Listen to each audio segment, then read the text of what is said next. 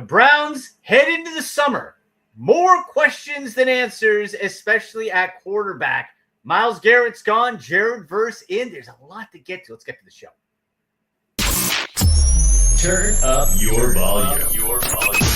Because you're about to listen to The Sick Podcast with Andy McNamara, the sickest Cleveland Browns podcast. Chubb runs, he's to the 10, 15, he's to the 20, 25, 30, 35, 40, 45, 50. There goes Chubb, he's to the 30, 20, 10, 5, touchdown, Shabba Lubba Hub.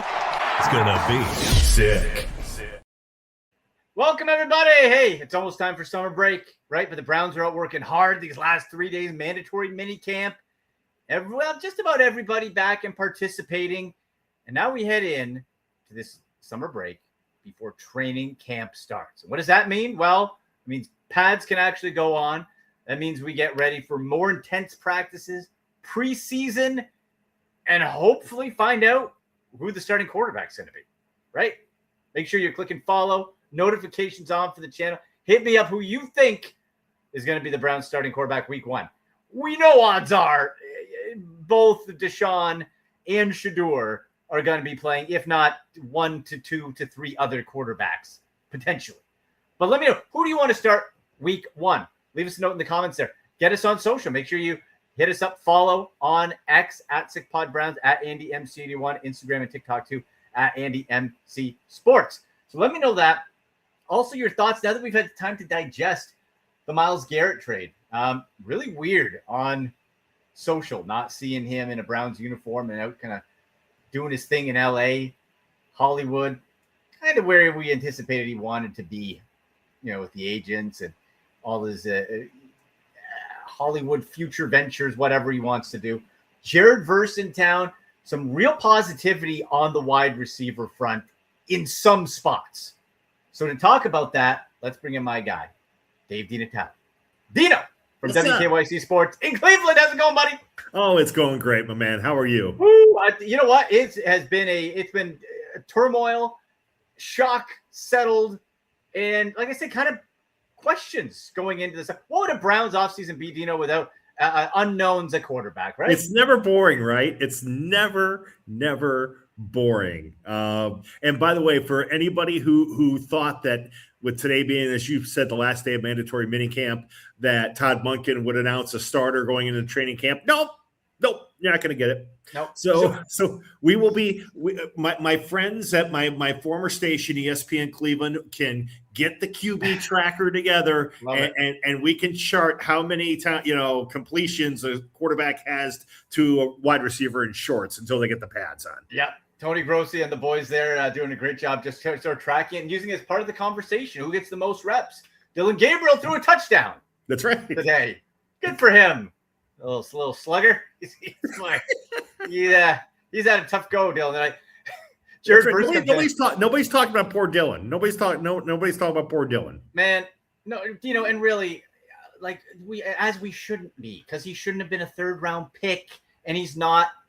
And I'm glad with Monken's openness. If for those who didn't hear, Todd Monken said, he's like, we have 2 starting caliber quarterbacks, 2. And he wasn't talking about Dylan Gabriel. And he wasn't talking about the rookie.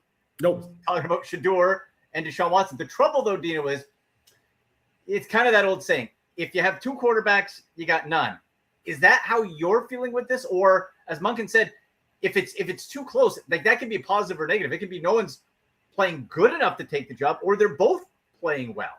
Yeah, I kind of side. I feel like, again, you're not going to get a lot out of OTAs. You're just not, or in this case, minicamp, because you're basically you're just kind of getting out on the field with your teammates, and there are so many new faces on this Browns team. I mean, did you realize here? Let me throw this out for you, Andy. Did you realize the most tenured member of the Cleveland Browns offense at 19 games played now with the Bitonio retirement is Deshaun Watson? Oh, boy. Yikes. Nobody because all the offensive linemen are gone. Bitonio's gone. Teller's gone. Conklin's gone. So you have all those guys gone. Njoku's gone. So you don't have him. So 19 games that's why I talk about this offense has a lot of new faces to it. I heard that yesterday and was staggered, but it's true. Yeah. But just to your original point, though, I tend to think that it's probably from everything I've been told and everything I've seen video, nobody's distinguished themselves yet. Nobody is saying, I'm going to go get this job. Again, it's not training camp, but would you have thought that somebody might have distinguished themselves or the play would have elevated maybe? Yeah, probably. But I still think if you injected the Browns with truth serum, they really would like Shedeur Sanders to go win this job. Right. Because you got to see what he can do. But you're trying to also win games. And, if it's going to come down to, Deshaun Watson gives you the best chance to win, despite the fact that the Browns have to solve the quarterback position long term. It's going to be Deshaun. Todd Monken wants to win. He doesn't care. Yeah. Todd Monken doesn't care about 2028 or certainly 2029 when they go into the new stadium. He doesn't care. No. And the thing is, too, people behind the scenes, coaches can be guaranteed their jobs. We've seen plenty of Browns head coach Rob Chudzinski, for example, even Kevin Stefanski going into last year. Not a problem. You do your thing, and it's going to be, and then all of a sudden it is until it isn't, and then you're fired. Yeah. Monken knows this. Monken has seen this. So you're right, Dino. He's not going to be going in like, we win 2 games. If you win 2 games, you're a one-done head coach, and you're 60 years old. You're not getting another chance. Yeah, the Haslams have had, since the Haslams have owned the Browns, they've had 2 coaches go one and done. One was, as you said, Rob Chudzinski, and the other was Freddie Kitchens. Yeah. So I don't think that's going to happen. I think Monken, I'm encouraged by what he brings to the table. But I don't know. He's never been an NFL head coach before. I know he's been a college head coach, but he's never been an NFL head coach. I don't know. I feel like there's certainly potential, but there's back to bringing it all together. He doesn't care anything about who the Browns starting quarterback is going to be in for the future. He wants to win now. So that's ultimately where the decision is going to be made. Whereas I think you and myself and many Browns fans would just say it's important to figure out once and for all what they have in Shedeur Sanders. Yeah, because Deshaun Watson's not going to be here. We know this. It's done after this year. Hallelujah. By the way, he's not going to be out of our lives for another 2 years after that because we have to pay $80+ million in salary cap. So we're going to be feeling Deshaun Watson until 2028 before he's out of our lives. Okay? We know he's out. Shedeur, is he a future potential? Does he show you enough that maybe you don't have to draft a quarterback? That'd be a great problem to have. Does he show you enough that we still want a guy, but it's a good backup, and you can have it. There's different layers. If it's a tie, pretty much. And Monken, at this point, I would have to think Monken has said it's a tie between Shedeur and Deshaun. If we're in training camp and you hope the tie is from quality of play, not everyone like, oh boy, and it's not good. But if it's a tie, where do you think the Browns go? Sanders.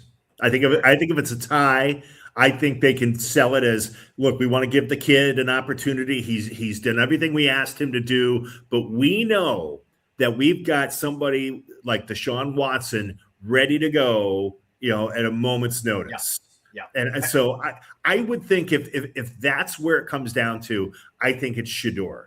But I think if Shedeur has, if he struggles during the preseason, if he struggles, and then, by the way, that's going to be something I think we should enjoy in the preseason.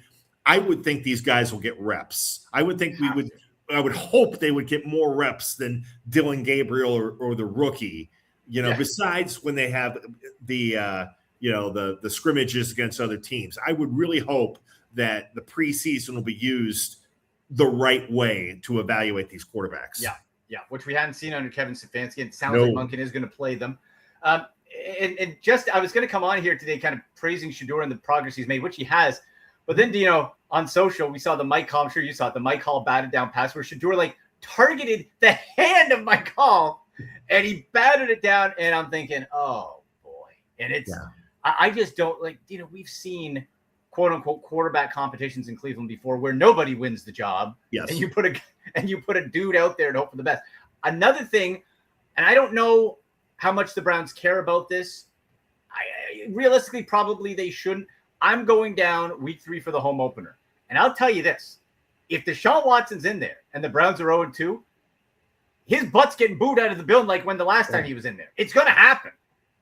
And he can, he was asked about that several times on Wednesday.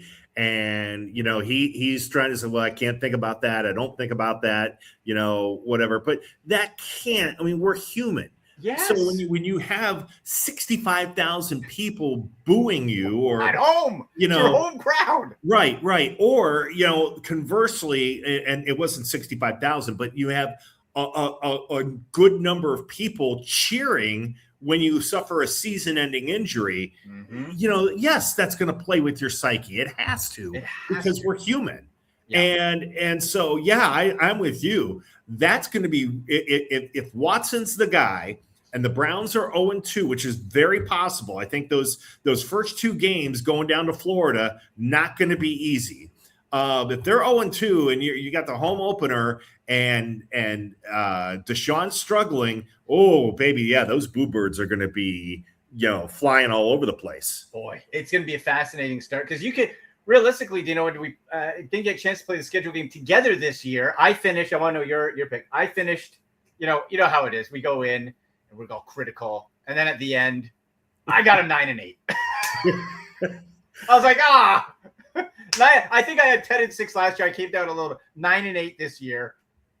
That's how I saw it. I think not. Here's what I would say. I have them at 7.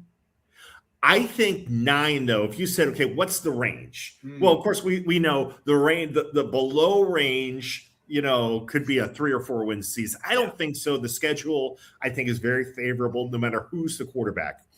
But 9 would be like the pie in the sky for me. But I think 7 and 10, it's you're at that point you're making progress, and then to me, if you're 9-8, Andy, I'll tell you what, you're 9-8.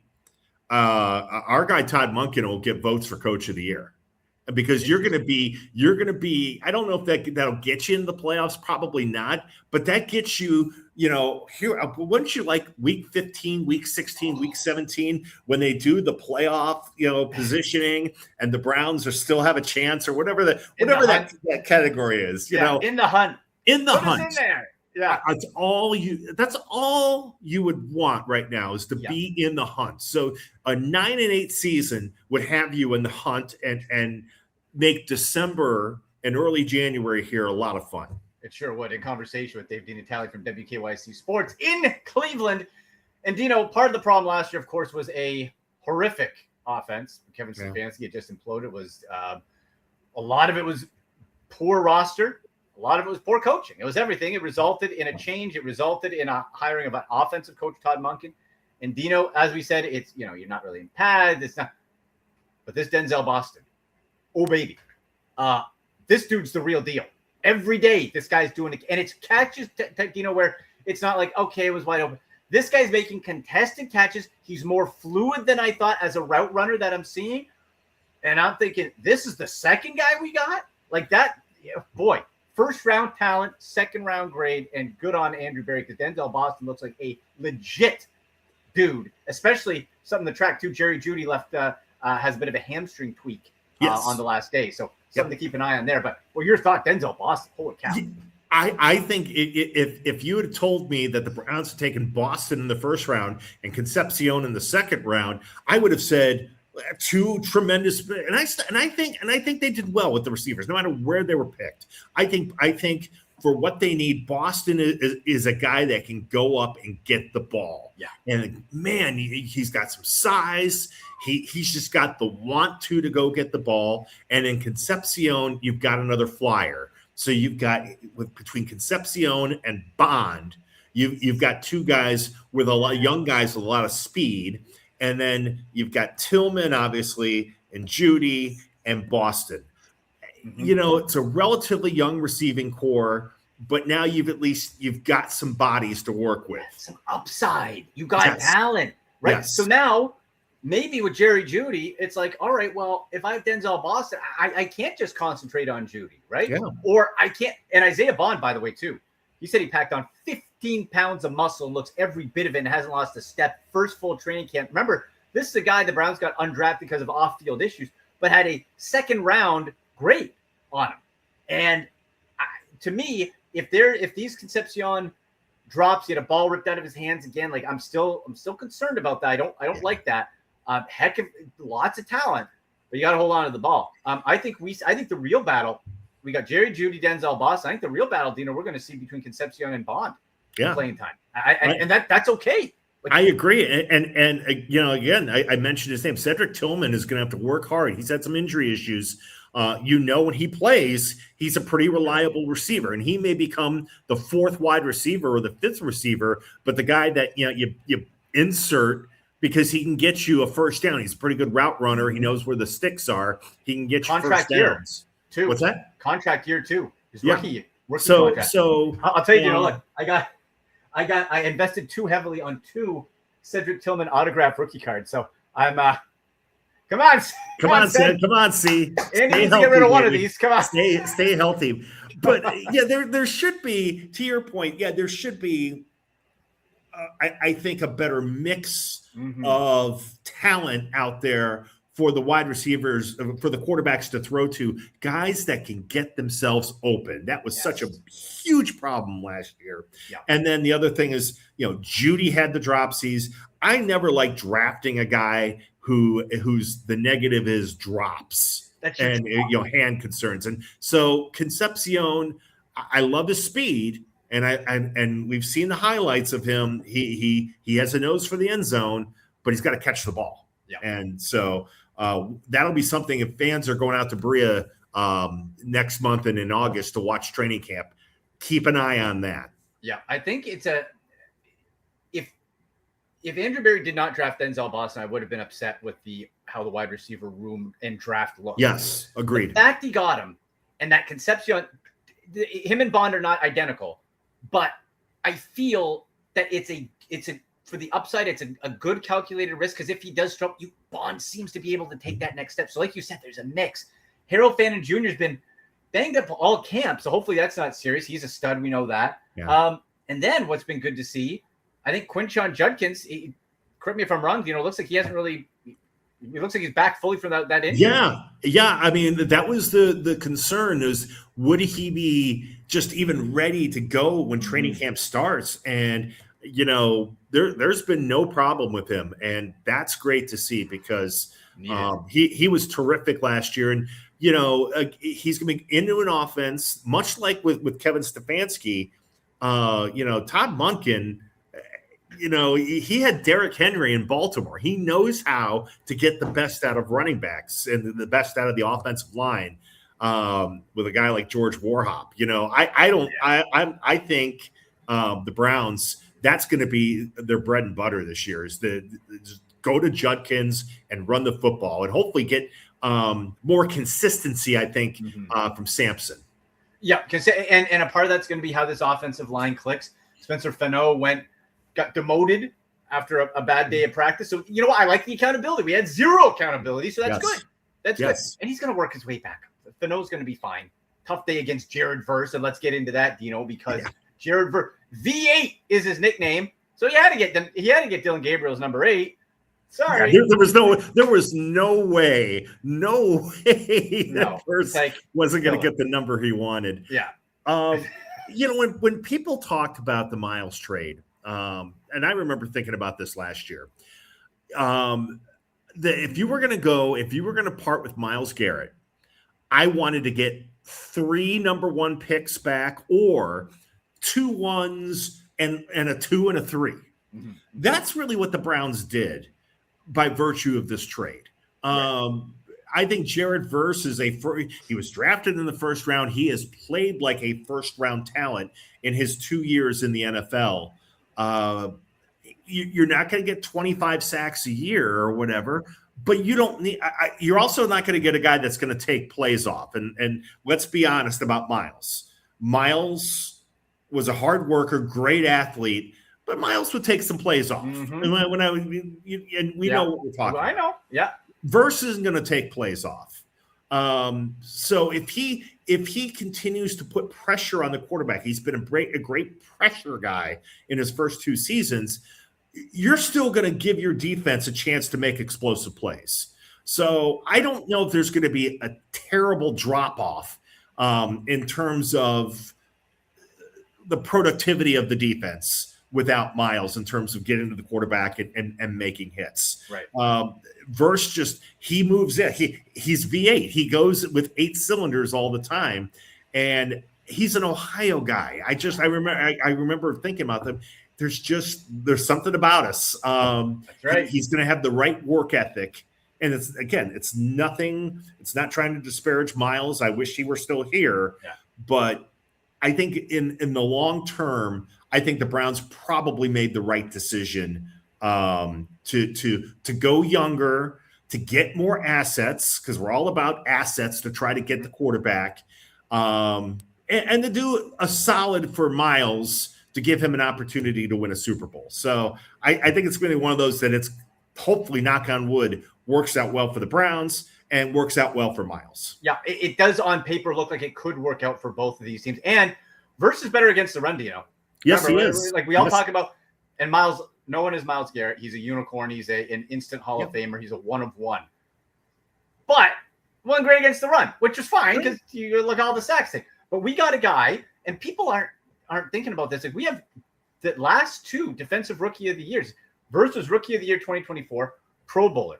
So now you got to up the sack total, 7.5, right? Like you got to keep that going. But now also you have more opportunity. Alex Wright is talking about going up. Yeah. Is this a chance for Isaiah McGuire to step in? Mason Graham needs to get to.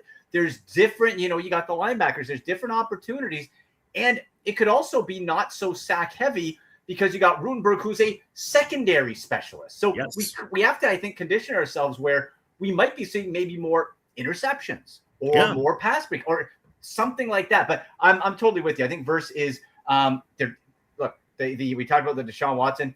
You got to be contract smart. That gives him that flexibility now. Verse is going to be up for a contract extension, I believe, next after this season. But younger, you're going to be likely cheaper in the long run as well.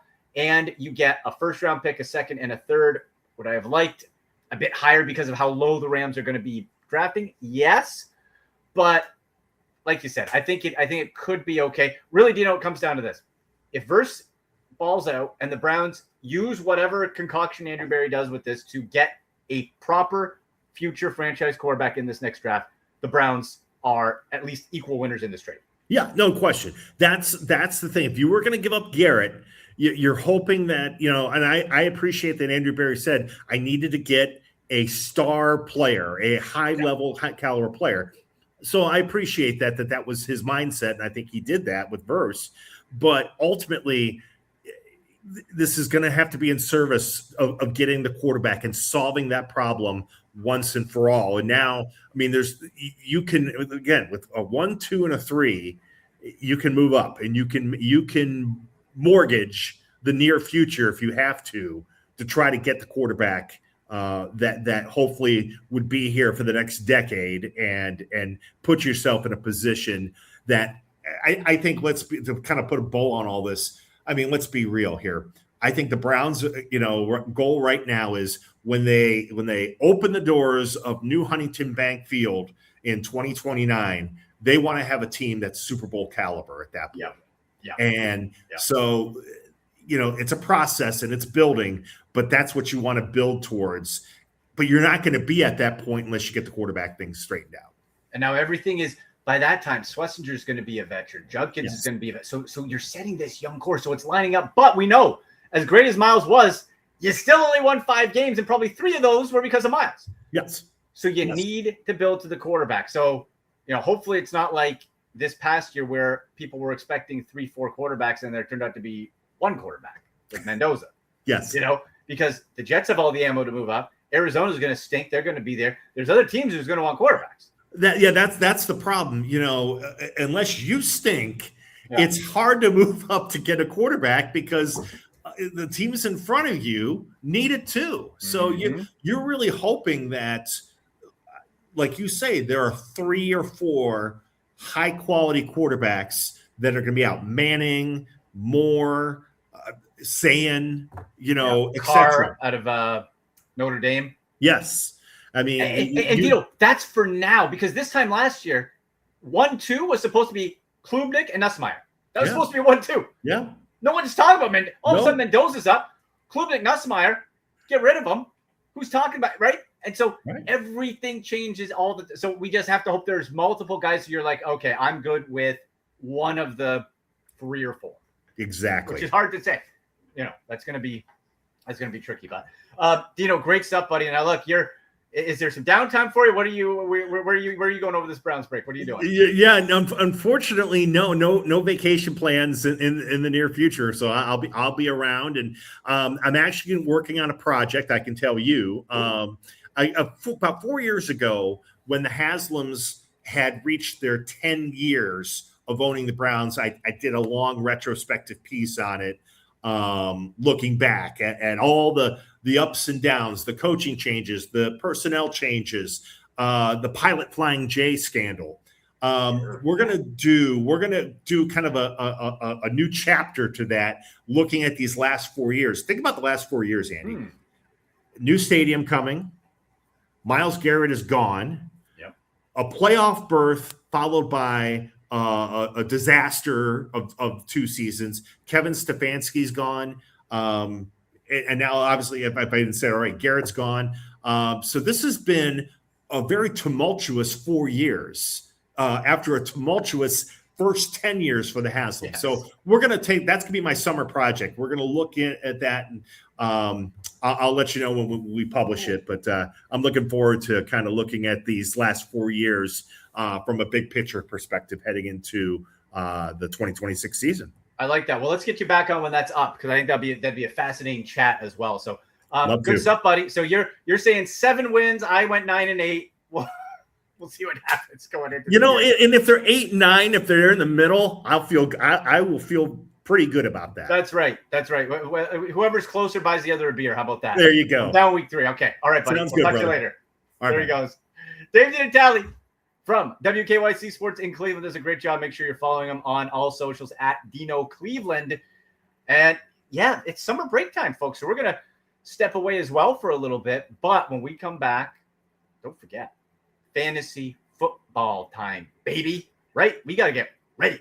We got to get fantasy football focused and ready. Going to be diving into that. Get ready for your drafts. Of course, Browns training camp, the quarterback competition. What does that all look like? So it is going to be a fun ride. Make sure in the meantime you're following us on all socials, on X at SickPodBrowns, at AndyMC81, Instagram and TikTok at AndyMC Sports. Subscribe to the channel, click like, share it. Helps. We love you in the live chat when we go live on during the season 2. So big thanks to Dave DeNatale, to producer Shane. I'm Andy McNamara. Until next time, go Browns!